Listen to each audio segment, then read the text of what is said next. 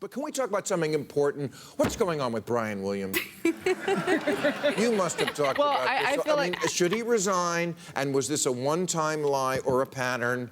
I feel like it was kind of this magnified chain of telephone that he played with himself, it seemed. As someone who went to journalism school, I know when I was kind of in that space of studying journalism, our boogeymen were Jason Blair and Stephen Glass. We learned that plagiarism and embellishment is something that is on the same tenet of punishment as giving up one's sources. And so for me, if you cannot trust the white guy with the deep voice and the broad shoulders on your nightly news, who can you trust? I think the Brian's...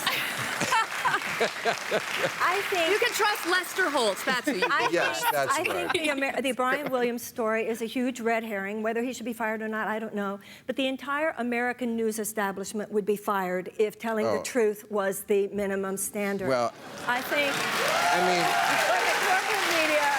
I mean, Brian Williams seems like a really nice guy.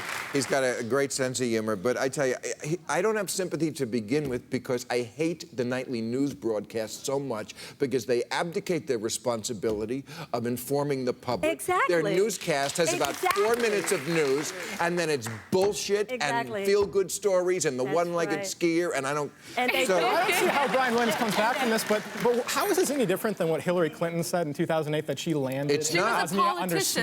What about Chris Kyle, the American sniper, who said he's killed 30 people from the Superdome in New Orleans, who said he fought Jesse Ventura and he didn't? What about Richard Blumenthal? He lied about Vietnam. What about Reagan, who said, like every soldier, I was after the war glad to get back home and make love to my wife. He never left Culver City. What's he talking about, get back home? Well, in the case of Brian Williams, he is supposed to be the most trusted man in journalism, as NBC advertises. Yes. And it's interesting that these embellishments always tend to go in one direction, which is toward bravery and daring do, right? Of course. He doesn't say, like, I remember throwing up in the helicopter all over the pilot. Okay, that's not what he remembers. All right. He remembers being a hero. Most of our news organizations are owned by just a few corporations.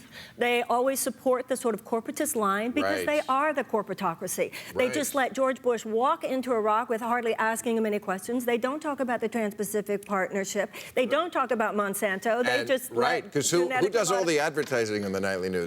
Big Pharma. And now today they're all so serious, saying we take our responsibilities so seriously. Let's either laugh or get angry at the voting booth.